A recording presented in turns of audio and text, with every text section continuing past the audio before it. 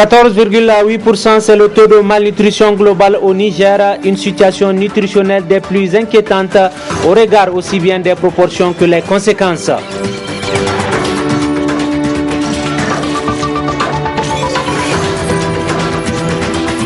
Les tenants et les aboutissants du récent coup d'État manqué en Turquie, menu essentiel d'un point de presse ce matin du premier diplomate de ce pays accrédité dans notre pays.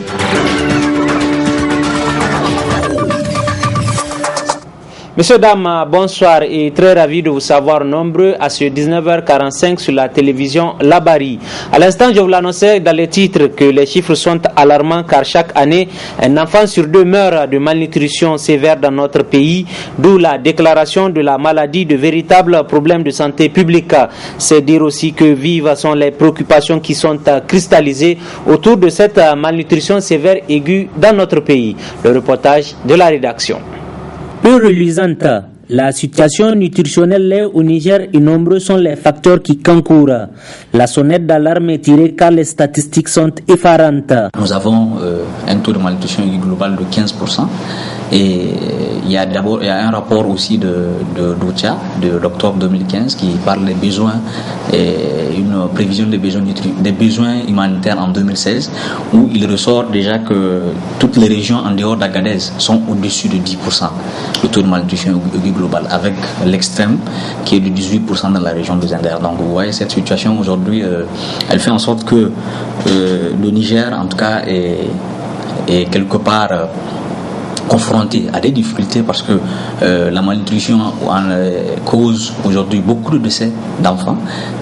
Ça entraîne aussi un retard économique dans un pays parce qu'aujourd'hui un pays peut perdre jusqu'à 3% de son PIB par cause de malnutrition. Les conséquences en sont nombreuses bien que la situation soit jugulable. Il faut s'inscrire dans la durabilité. Sans quoi nous allons partir oublier peut-être le problème nutritionnel et continuer pendant que le problème est en train de s'aggraver. Les autres problèmes qui sont là, ils ne sont pas moins graves. Mais il ne faut pas qu'on oublie ce problème de nutrition qui est là. Et autre chose, si vous regardez bien, investir dans la nutrition est moins coûteux que ne pas investir. L'action est moins coûteux que l'inaction. Parce que si vous voyez les conséquences à long terme, le retard de croissance staturale, pondérale, si vous voyez le retard de croissance sur le plan du développement cérébral des enfants, ça veut dire que c'est des enfants qui auront une capacité réduite. Comme on le dit, lorsqu'on investit dans la nutrition, quelque part, on investit, c'est vrai, on sauve des vies, on investit on investit dans l'économie en contrepartie et on investit dans le capital humain. Parce qu'aujourd'hui, c'est Niger que nous sommes en train de construire, nous. Peut-être dans 50 ans, dans 20 ans, nous ne serons plus là. Il faut que ces générations qui vont venir soient bien nourries. Il faut que ces générations aient un développement cérébral, un bon développement cérébral pour pouvoir aller à l'école, occuper les postes que nous sommes en train d'occuper aujourd'hui. Même si, à l'image de plusieurs mots, la prévention peut contribuer à y remédier, la part consacrée au budget, elle reste insignifiante. Dans le budget général de l'État, vous n'avez pratiquement aucune trace du financement spécifique destiné à la nutrition. Il y a au niveau simplement du ministère de la Santé, précisément en ce qui concerne la Direction nationale de nutrition, vous avez une petite enveloppe de 500 millions de francs CFA prévue pour l'achat des aliments thérapeutiques. Lorsqu'on regarde la question nutritionnelle au plan juridique, c'est reconnu dans les instruments juridiques internationaux que chaque citoyen, chaque être humain, du seul fait qu'il est un être humain, a droit à être à l'abri de la faim. Il a droit à un niveau de santé, n'est-ce pas, complet, qu'il soit capable d'atteindre. Il a droit à l'alimentation, il a droit à l'eau potable. Bref, il a droit à un paquet de ce qu'on appelle les droits socio-économiques et culturels qui ont fait l'objet d'un traité international depuis 1966, qu'on appelle le Pacte international relatif aux droits socio-économiques et culturels. Le Niger, depuis quelques années, reste confiné dans cette rouge, car cette malnutrition cause 56% de décès chez les enfants, ce qui fait d'elle cette maladie de santé publique dans notre pays. Le retour à de la sérénité dans la région de Kidal n'est pas pour bientôt, car la déclaration dite celle de Niamey à l'issue des négociations entamées entre les représentants de la coordination des mouvements de l'Azawad et ceux de la plateforme des mouvements du 14 juin 2014 tombe ainsi à l'eau. Pour preuve, des violents affrontements ont opposé hier nuit les différents mouvements armés. Le point dans ce compte rendu de la rédaction. Nuit d'enfer dans la région de Kidal au Mali. Combat intense par des échanges de tirs nourris entre mouvements armés. Une folie meurtrière à travers laquelle volent désormais en éclats les négociations ayant abouti à la déclaration dite de Niamey pour le retour de la sérénité dans cette région. C'est malheureux parce que le Niger a donné tout ce qu'il pouvait pour réconcilier les frères entre eux, mais le Mali joue une mauvaise carte. Je l'avais dit la dernière fois et je le maintiens, que c'est bien le Mali qui tire les ficelles d'un affrontement fratricide. Il veut juste diviser les mouvements pour mieux régner. Mais est-ce que cela sert la paix? Non. Aujourd'hui, par rapport aux événements d'hier nuit, nous sommes vraiment éclairés dessus et vraiment mal à l'aise aujourd'hui d'entendre ce qui se passe au niveau de Kidal.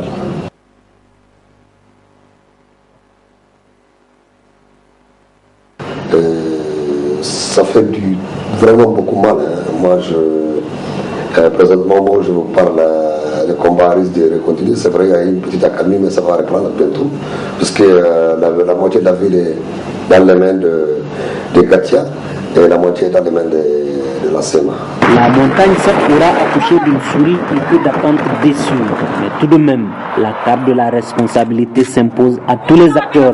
Il ne pourra jamais avoir de paix, et ça c'est clair, tant que dans ce conflit, il y a une troisième partie qui est la plateforme des mouvements pro-gouvernementaux que l'armée malienne manipule à sa guise pour venir affronter la CMA SUA, tantôt à Kidal, tantôt dans la région de Gao ou ailleurs. Donc vraiment c'est dommage. Même à Guelhok, il y a des choses qui ont été signalées.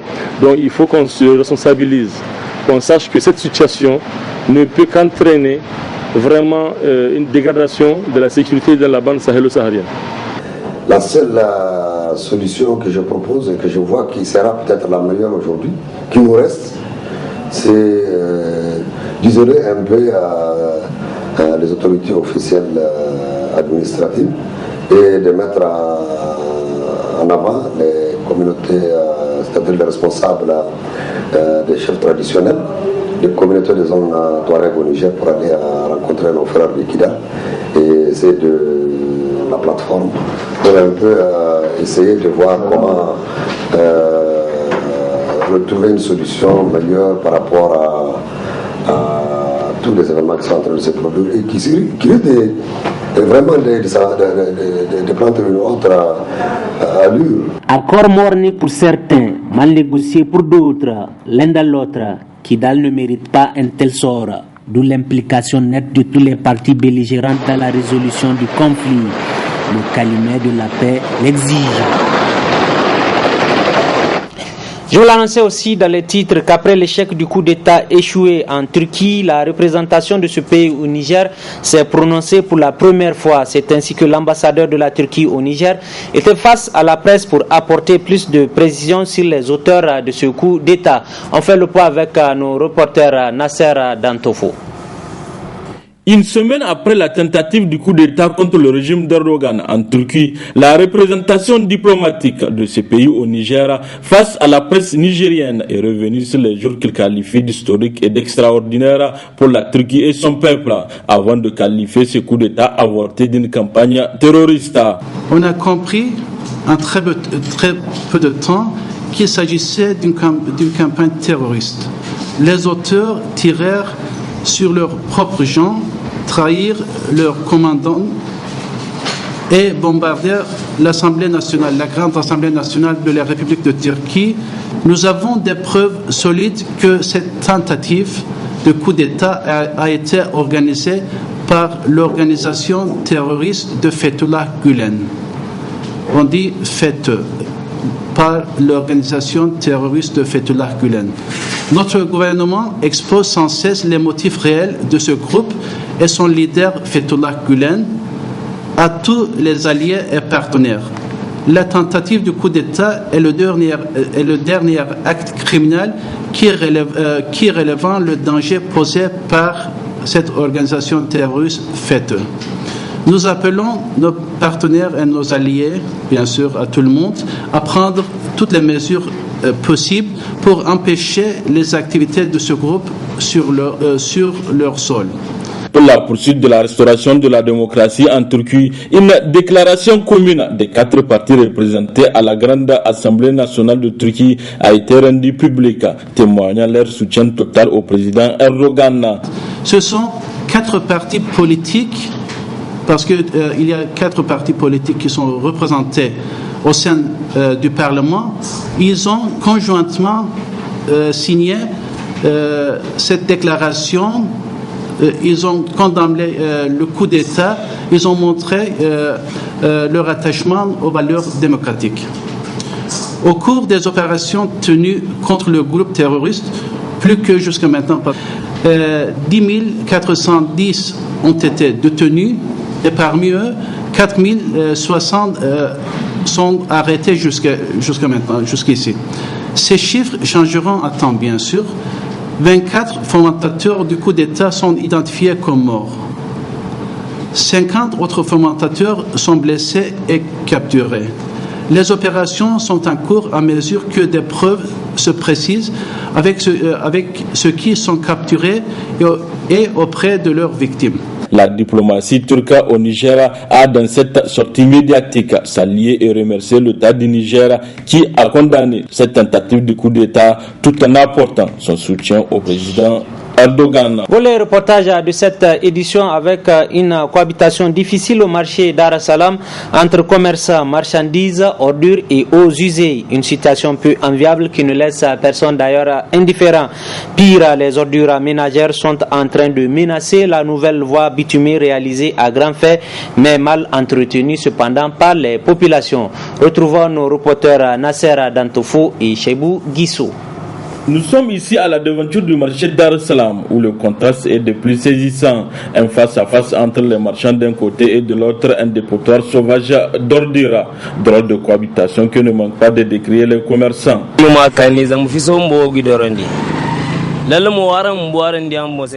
Les ordures nous dérangent vraiment et nous et nos clients, personne n'est épargné par cette odeur nauséabonde. Et à dire que c'est certains de nos commerçants qui sont à la base de cette situation, qu'ils prennent vraiment conscience que c'est ici on cherche de quoi vivre, donc de prendre soin de ces lieux.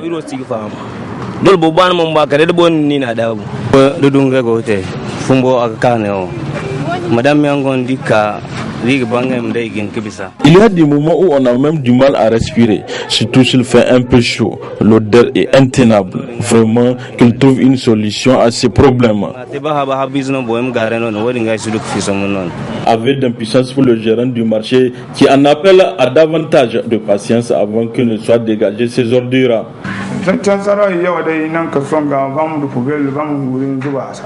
Ce problème, c'est la mairie qui est à la base. Elle ne remplit pas sa part de contrat. Ça fait 3 semaines qu'elle ne vient plus pour le ramassage de ces ordures. Ils ne nous ont pas laissé de conteneurs. C'est avec les manœuvres du marché qu'on est en train de se débrouiller avec le peu de moyens qu'on dispose.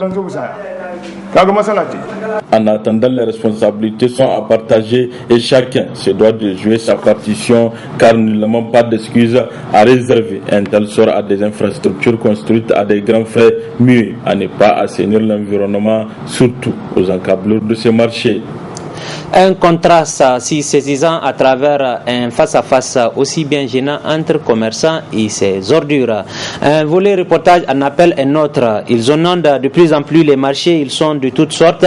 Ce sont les ingrédients utilisés dans la préparation des jus dits naturels, des ingrédients cependant accessibles à tous et ceux à moindre frais. Le reportage est signé Asama Seydou et Chebou Guissou.